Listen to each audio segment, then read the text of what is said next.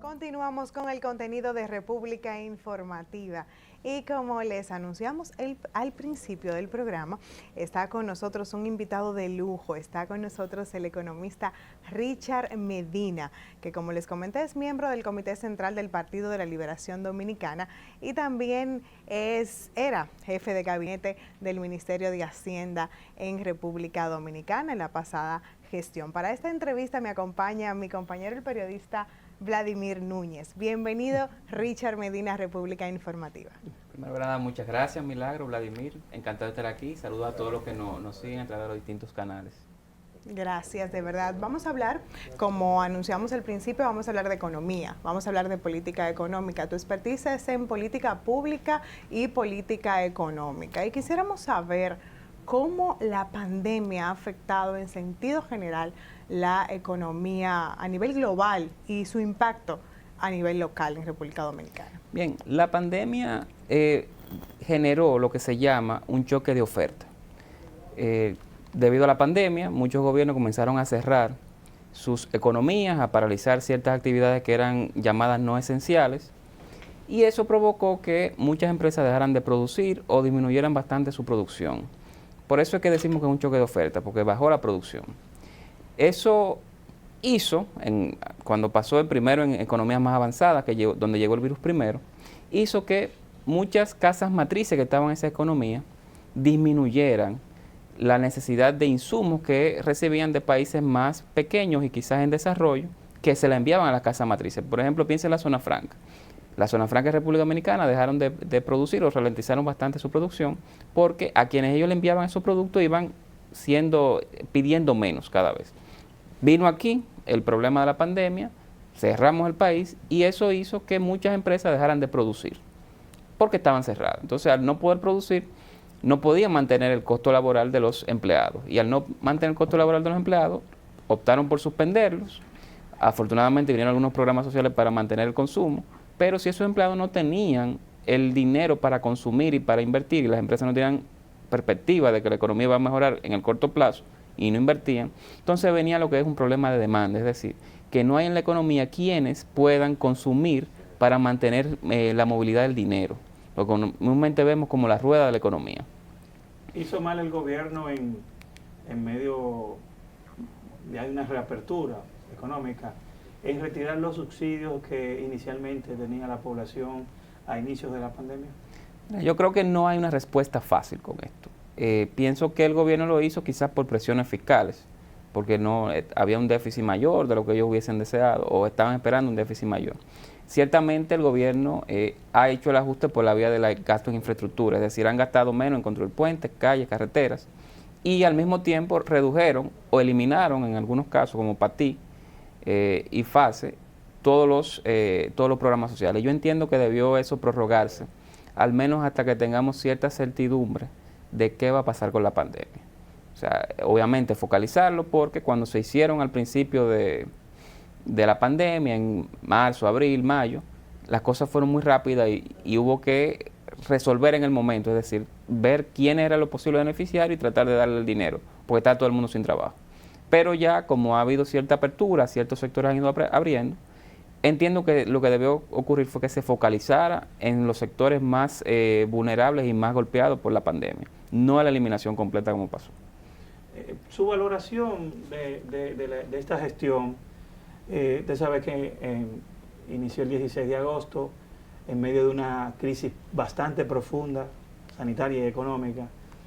Su valoración general en materia económica, o sea, cómo el gobierno ha manejado la economía del país en medio de esta pandemia que todavía no salimos de ella. Mira, pienso que fue una administración nueva, con mucha gente que tenía mucho tiempo que no había estado en el gobierno, y digamos, coger ese carro de la manera en que lo tomaron, ¿no? Sacando muchos empleados de carrera, muchas personas que tenían cierta experiencia en el manejo de los procesos internos de la administración pública. Pienso que fue una decisión, digamos, equivocada hasta cierto punto. Indudablemente el cambio de gobierno se produjo en medio de una pandemia, eso, digamos, le da cierto grado de libertad al gobierno de cara a la opinión pública de que, bueno, van a venir errores porque estamos en un momento de incertidumbre. Pienso que se han tomado decisiones, algunas buenas, por ejemplo, lo que se ha hecho en manejo de turismo, pienso que ha sido positivo de cara a la pandemia. Se está apostando a ser el único país o el primer destino turístico de Centroamérica y el Caribe en estar listo. Vi que vacunaron el 100% de los habitantes de Higüey, de la provincia de Altagracia. Entonces yo creo que eso es correcto. Ahora bien, decisiones como eliminar los programas sociales, me parece que no fue acertada. La decisión de reducir bastante el gasto de capital, como lo estamos viendo ahora, que solamente se ha gastado alrededor de un 20% del gasto de capital presupuestado, cuando deberíamos haber gastado alrededor de un 50%. Son quizá 25 o 30 mil millones menos de lo que debimos haber gastado, dinero que debe estar en la mano de la economía. Creo que ha sido una decisión que no ha sido acertada. Eso ha sido parcialmente compensado por algo externo, algo exógeno, que son las remesas, que han venido 1.000 y pico de millones adicionales de lo que vinieron en los años anteriores, y eso, digamos, ha puesto dinero en manos de las personas en la calle. Pero pienso que ha habido un mix. Estamos en una pandemia, hay cierta incertidumbre, pero creo que ha habido algunas luces y algunas sombras, como dije. El Banco Central anunció que hemos tenido un crecimiento en la economía, obviamente comparándonos con el 2020, pero esta ruta de crecimiento es algo que a posterior nos afectaría, de acuerdo a lo que estábamos conversando sobre el manejo que ha tenido el gobierno, porque el Banco Central, quien es que dicta la política económica y la política monetaria, está haciendo su trabajo en ese sentido. Pero la responsabilidad en ese proceso del gobierno central, primero, ¿cuál debe ser? Y segundo, el comportamiento, ¿es el adecuado de acuerdo a esa ruta de crecimiento? Pienso que este país va a crecer 8, 9, 10% este año en términos reales. Y sucede porque, como tú bien dices, estamos comparando con el año anterior, que crecimos negativo, muy negativo. Y son, digamos, números que República Dominicana no ve. República Dominicana de 2013 a 2019 fue 4 veces el país que más creció en América Latina. O sea, somos los campeones del crecimiento, y eso se reflejó en reducción de la pobreza como nunca habíamos visto en América Latina también. Entonces, República Dominicana es una economía muy resiliente. Es muy de si nos caemos, nos levantamos inmediatamente. Y eso lo estamos viendo ahora. Pero esas tasas de crecimiento que se ven, que lucen muy altas, son muy altas porque la estamos comparando con 2020. Cuando se compara con 2019, el crecimiento acumulado anda por alrededor de 4.7, me parece que era el último número. Y eso es un número bueno. O sea, no es igual a un 10, no es igual a un 12, pero es un número bueno. 4.7 yo creo que es un buen número. Una gran parte de la recuperación ha venido porque el Banco Central, mediante política macroprudencial y microprudencial, y mediante la política monetaria activa, expansiva, inyectando dinero a la economía de diferentes formas, ha permitido que lleguen muchos préstamos a las empresas y a los consumidores. Es decir, hay mucha gente que ha logrado tener un préstamo para un vehículo, un préstamo para un hipotecario para una casa, para consumo, y muchas empresas que han logrado tener préstamos para o renegociar los préstamos que tenían, lo cual les reduce su carga de intereses, o para ampliar inventario, para hacer una inversión, etcétera. Entonces, el Banco Central yo creo que ha hecho un gran trabajo en esa parte del crecimiento que estamos viendo, la recuperación viene por ahí, y pienso que el gobierno debió o debe aumentar su gasto de capital. ¿Por qué? Porque eso es lo que le permite, es la herramienta que tiene el gobierno para poner dinero en el bolsillo de la gente y para crear valor agregado en comunidades que actualmente están siendo quizás olvidadas. Licenciado, siempre se ha visto que crecimiento de la economía, sin embargo, los niveles de pobreza permanecen. Y incluso el gobernador del Banco Central lo ha manifestado, que tenemos un problema en la distribución de esas riquezas. Vemos que el Banco Central anuncia la República Dominicana, la economía de la República Dominicana creció tanto por ciento. Sin embargo, la gente en los sectores sigue siendo pobre y recibiendo subsidios.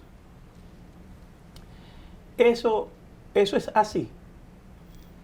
Mire, yo creo que hay la manera de medir la pobreza, una manera, digamos, estandarizada a nivel internacional, es algo. Ahora, uno ver situaciones que pueden ser notablemente mejorables, digamos en un barrio popular donde falta agua, falta luz, es otra cosa. O sea, uno tiende a ver mucha gente en ciertas condiciones, pero cuando realmente se mide el nivel de ingreso de esas familias, quizás no son pobres, son, digamos, vulnerables.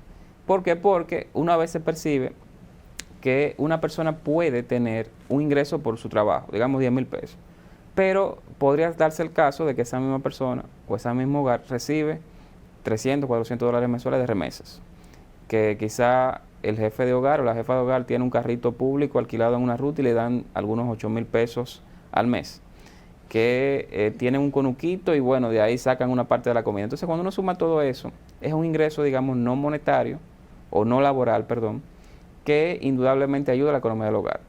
Lo que sí hemos visto en los datos es que de 2014 a 2019 hubo una reducción muy notable de la pobreza. Estaba en alrededor de 39.6 en 2014 y bajó a alrededor de 21, 21.2 en 2019. Subió un poquito con la pandemia, el MEPID dice que no subió más de ahí por los programas sociales. Pero por primera vez, digamos, desde mitad de los 90, no se veía en ese tramo de 2014 a 2019 que el crecimiento económico realmente fortaleciera el ejercicio de reducción de pobreza como se vio. Eso es muy diferente al tema de la distribución del ingreso. Yo creo que República Dominicana ciertamente tiene una situación con distribución del ingreso. Mejoró en lo que se vemos el coeficiente de Gini, que es una medida que se utiliza para ver la distribución del ingreso, pero hay todavía mucha tela por donde cortar ahí. Hay que hacer algunos trabajos para ello. Richard, pero creo que a eso se refería mi compañero con el tema, y vamos a una pausa, pero tengo que aclarar esta parte, con el tema de si hemos retrocedido, ¿en qué sentido? Tú acabas de aclarar que había políticas sociales, que hubo un mejor manejo del 2014 a 2019 debido a esa inversión, ¿verdad? Esa inversión en políticas sociales. ¿A qué nos referimos? Por ejemplo, a programas como que impacten necesariamente la mejoría en la calidad de vida de las personas con discapacidad, políticas que impacten en la mejoría o en mejorarle el acceso a las oportunidades a las madres solteras, el tema de programas como el CAIT, programas como las estancias infantiles, los programas que mencionaste que manejan directamente Prosoli, Progresando con Solidaridad, que han dado un giro, y a nivel de marketing, a nivel de publicidad, se habló de un cambio de nombre. Por ejemplo, ahora se habla de Supérate, y antes era para ti, fase 1, fase 2. Pero los beneficios son menos. Supérate con 1,600 y antes eran unos 6,000 y hasta 8,000 pesos. Entonces, la pregunta es si ese cambio representa un retroceso o representa un avance en la política económica de la República Dominicana. Bueno, yo creo que hay que verlo de la manera siguiente. ¿Por qué se redujo tanto la pobreza de 2014 a 2020? Se redujo bastante porque simple y sencillamente se trazó una estrategia de golpear los dos nudos de pobreza fuerte que había en República Dominicana. Un primer nudo era la pobreza rural, estaba en 50%. La mitad de los hogares dominicanos en zonas rurales eran pobres. Y el otro nudo eran hogares en zonas urbanas, cuyo jefe de hogar era una madre soltera, que tenía 1, 2, 3, 4 hijos. Entonces, primero, con el tema de visitas sorpresa, más Banco Agrícola, más Banca Solidaria, se le dio mucho apoyo al área rural. Y por eso vimos que la pobreza rural pasó de 50%, que había en 2013-2014, alrededor de 23% en 2019. Eso es por un lado. Por el otro, queda el tema de la pobreza urbana, sobre todo en hogares formados por madres solteras. Tan extendida. ¿Qué hizo? Que le dio almuerzo a los estudiantes y los tenía ahí en la escuela hasta las 4 o 5 de la tarde. Eso le permitía a las madres, a esos hogares, no tener que llevar los hijos, no tener que alimentar a los hijos y ahorrarse ese dinero, pero también le permitía a las madres trabajar durante la tarde, pues no tenían que estar cuidando a los niños. Igual pasó con el CAI, con INAIPI, con estancias infantiles, con todo ese programa social, que lo que hizo fue darle tiempo, o liberarle tiempo a las madres para trabajar y ahorrarle costos, digamos, costos del hogar en cuanto a alimentación y transporte de los niños. Entonces, cuando tú sumas todo eso, se entiende por qué fue tan dramática la reducción de pobreza. Aquí estuvimos reduciendo pobreza en alrededor de 4 puntos por año. Eso es muchísimo. En la CEPAL uno busca datos y no hay nada similar en tan poco tiempo. Brasil con Bolsa Familia y esos programas logró números más o menos parecidos, pero no iguales. Entonces yo creo que ese caso de éxito se debió a que hubo una política social muy dirigida a romper esos dos nudos. El de la pobreza rural, de nuestros agricultores, nuestros pequeños productores, y el de la pobreza urbana, escenificada en hogares donde estaban dominados por madres solteras. Vamos, te invito a que me acompañes a esta pausa comercial y cuando regresemos no se mueva porque esto se pone bueno con el economista Richard Medina. Regresamos.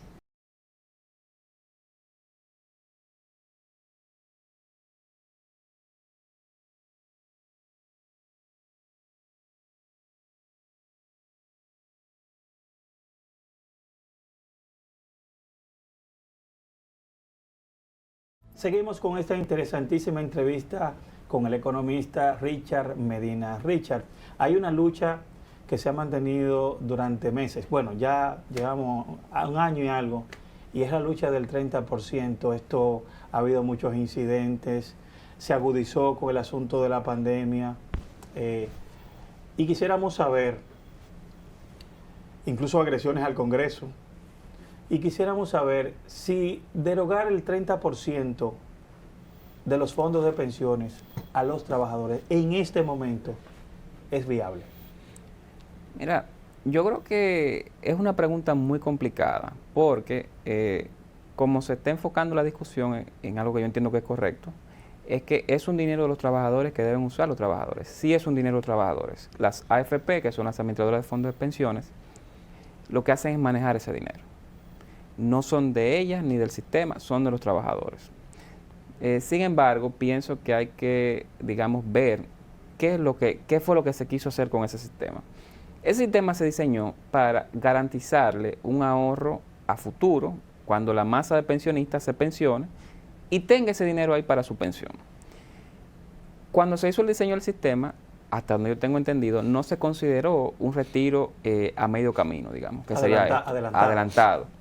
Entonces, la primera pregunta que yo haría es, si hacemos ese retiro, estamos de acuerdo en que las pensiones a futuro van a ser menores, porque si usted retira dinero ahora, es dinero que no se va a tener para una pensión a futuro y dinero que no va a ir ganando intereses a medida que pasa el tiempo. Por lo tanto, la pensión va a ser menor.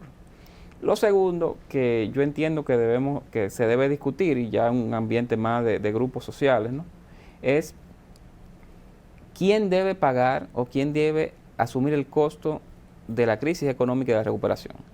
Porque los fondos de pensiones es un activo que tienen los trabajadores, o que tenemos los trabajadores.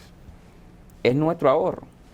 Digamos, es como que el dinero está invertido en algo. Yo no lo puedo tocar hasta que no pase X cantidad de tiempo, pero es un activo que yo tengo como trabajador. En esta crisis, lo que se discute ahí es si el gobierno o el trabajador debe estar, digamos, subsidiando o ayudando a la población a que salga de la crisis. Si se usa el 30%, que puede ser 5, puede ser 10, puede ser el número que sea, de esos fondos, digamos, el trabajador está sacando parte de su activo para una pensión futura y utilizándolo para la recuperación. Contrario a que si es el gobierno que, digamos, sigue con los planes sociales y palea o mitiga temporalmente el choque de ingresos que está teniendo una parte de la población, que es la que demanda ese 30% de las AFPs. Entonces yo creo que la discusión debe ir en dos sentidos. Uno, estamos preparados a, si sacamos dinero ahora, tener pensiones aún más bajas de las que esperamos tener dentro de 10, 20, 30 años. Y dos, ¿quién debe correr con el costo de subsidiar durante la pandemia, durante esta situación que hay de toque de queda y de recuperación? ¿El trabajador con un activo que está en las cuentas de AFP o lo debe hacer el gobierno mediante gasto público y mediante programas sociales? Entonces yo creo que ahí es que hay que orientar la discusión. Yo no trato de no tener una posición porque hay temas ideológicos ahí que yo prefiero ahorrarme, pero la discusión social debe orientarse por ahí. Entonces, partiendo de esa exposición, o sea, una reforma que se está impulsando, un proyecto que se está impulsando en el Congreso, está en comisión, ¿Tú crees que una reforma integral pudiera entonces mejorar esto? ¿Pudiéramos mejorar esto y avanzar? Claro, pienso que hay grandes reformas que hay que hacer en la República Dominicana, una del mercado de trabajo y otra del sistema de pensiones y bueno, del entramaje, de todo el entramado de seguridad social que hay. Pienso que sería bueno hacer las dos cosas juntas, reforma al mercado de trabajo y reforma al sistema de pensiones. Si haces una y no haces la otra, se puede quedar coja la cosa. Y pienso que si estamos teniendo esta discusión por esta coyuntura, es buen momento para hacerlo lo más amplio posible y poner las cartas sobre la mesa y ver qué contrato social queremos diseñar como país. O sea que tú sugieres que se modifique La ley de seguridad social. La ley de seguridad social para que existan mejores pensiones y se descarte el tema del 30% de la AFP. No, yo creo que eso sería una discusión ya amplia de todos los sectores. Yo no quiero dar una respuesta porque yo podría estarlo viendo de mi óptica y no de la óptica de todo el que se debe sentar en esa mesa.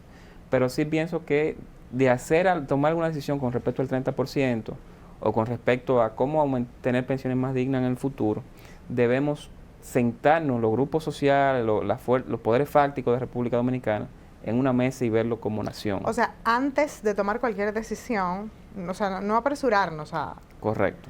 a tomar ninguna decisión sin antes consensuar con todos los sectores. Correctamente. Pero entonces, bueno, ya vimos que según tu posición realmente afectaría a la economía el tema del desembolso de ese 30% de la AFP. Bueno, imagínate que si se desembolsa, que puede ser, que es una discusión, digamos, más socialmente más amplia, si se desembolsa lo que va a haber es más dinero en manos de las personas hoy.